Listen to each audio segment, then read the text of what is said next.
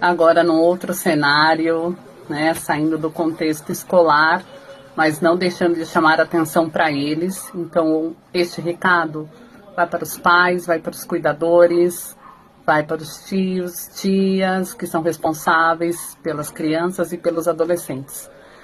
Ontem foi o Dia Nacional de Combate ao Abuso e à Exploração Sexual de Crianças e Adolescentes.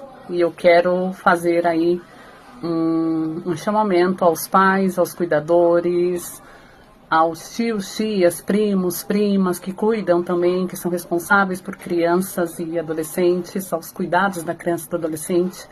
Então quero dividir com vocês por que, né, que a gente fala do Dia Nacional de Combate ao Abuso e à Exploração Sexual Infantil. E por que é dia 18 de maio, né? Não é à toa, mas infelizmente também é às custas de muita dor. Foi o caso de uma criança que é a Araceli Cabreira Crespo, uma menina de 8 anos de idade que foi brutalmente sequestrada e foi abusada sexualmente na região de Vitória, Espírito Santo, no ano de 1973. Então, desde então, essa data ficou marcada como Dia Nacional de Combate ao abuso sexual infantil, à exploração sexual infantil, não só infantil, como também de adolescentes. Então, o dia 18, ele marca essa triste data, né, esse triste episódio, na qual eu me envergonho, né, de ter que falar sobre, mas a gente precisa falar sobre, né? Eu me envergonho no sentido de saber que é uma estatística, mas não de que a gente tem que estar atento. Claro que eu não iria deixar de falar, né, de um assunto que mais está sendo comentado nos últimos dias, nos últimos tempos, até é um chamamento da própria educação, e eu faço parte da educação também.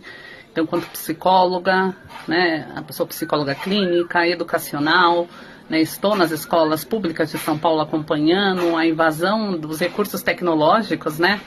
Eu falo sorrindo, mas é um sorriso de atravessamento, né? Porque eu tenho acompanhado os impactos que a questão tecnológica tem feito aí no cotidiano das crianças e dos adolescentes. E aí não dá para deixar de falar sobre o sexting, né? Que é o envio de mensagens, né, vídeos, postagens.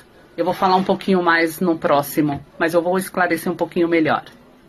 Retomando, né, falando da invasão tecnológica no contexto escolar, embora a gente tenha uma diretriz, uma lei federal que proíbe o uso de dispositivos, né, dispositivos móveis, aí eu estou falando do celular nas unidades escolares, ainda assim não impede, né, que a criança e o adolescente seja invadido por imagens, por conteúdos, por mensagens nos dispositivos digitais. Isso também é um crime, né? A criança ser submetida a esse tipo de exposição, né? Ter seus corpos, a sua fala, a sua imagem vinculada nas mídias sociais, né? Isso tem um impacto muito grande.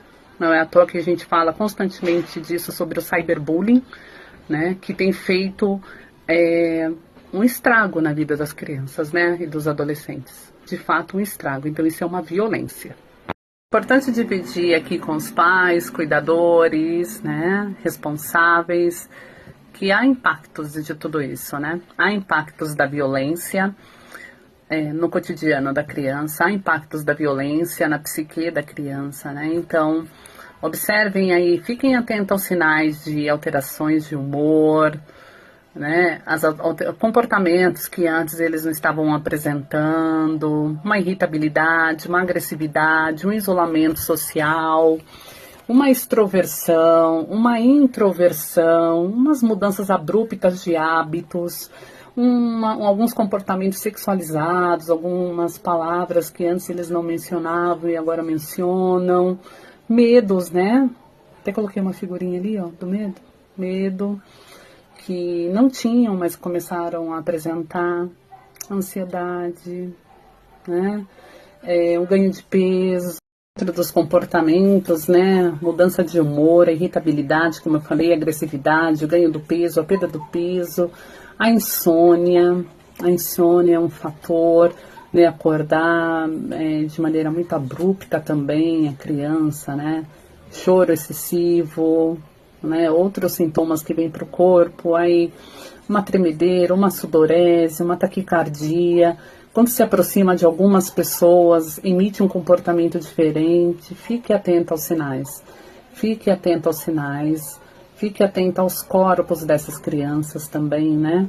Eles sabem, eu oriento sempre, eu atuo com crianças dos anos iniciais, então os pequenininhos até os adolescentes, e com os pequenos eu sempre dialogo com eles. Onde não pode tocar? Quem pode tocar? Então observem, pais, cuidadores, observem, fiquem atentos aos sinais, porque eles demonstram. Importante demais também destacar que quando uma criança, um adolescente traz um assunto como esse, de violação dos seus direitos, de violação dos seus corpos, né, do abuso sexual infantil, pais, cuidadores, responsáveis, atente-se ao que eles estão dizendo. Para uma criança e para o adolescente falar de um assunto como este, conseguir falar sobre isso é muito difícil. E não se fala não porque não tem coragem, né? Não se fala porque a primeira frase que ronda é: será que vão acreditar em mim? Será que não vão falar que eu sou culpado por tudo isso? Então, que nesse momento, responsável, cuidador, pais, que eles possam se sentir acolhidos por vocês.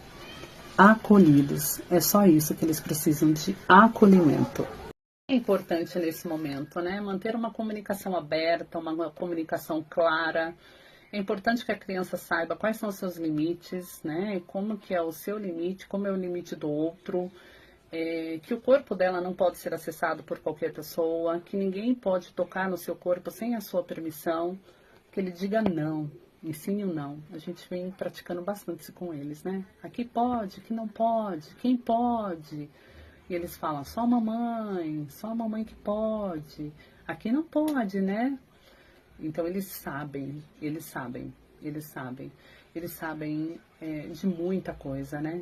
Há quem diga que criança, né? Eu sempre ouço, não, eles são inocentes, mas sabem muita coisa, né? Essa invasão tecnológica contribuiu também. Eles são muito atentos, muito inteligentes, muito perspicazes. Eles sabem de tudo, até mais que a gente.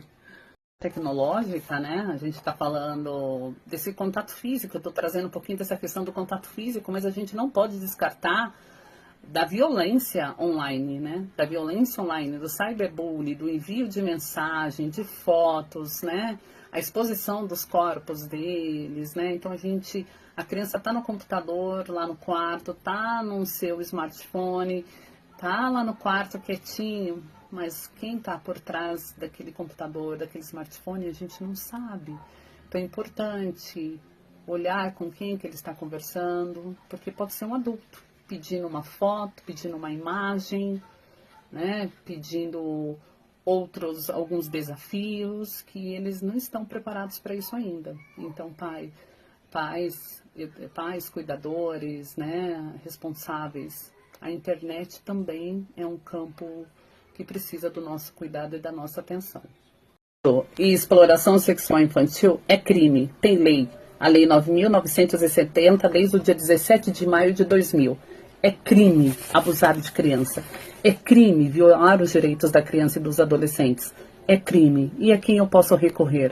Você tem como recorrer discando para o Disque 100.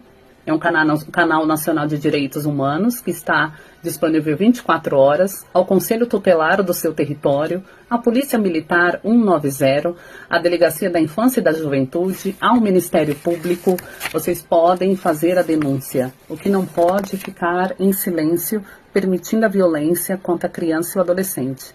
Como eu disse, essas violências que eu mencionei há pouco, e infelizmente outras mais, contra a criança e o adolescente é crime e merece ser punido. Denuncie.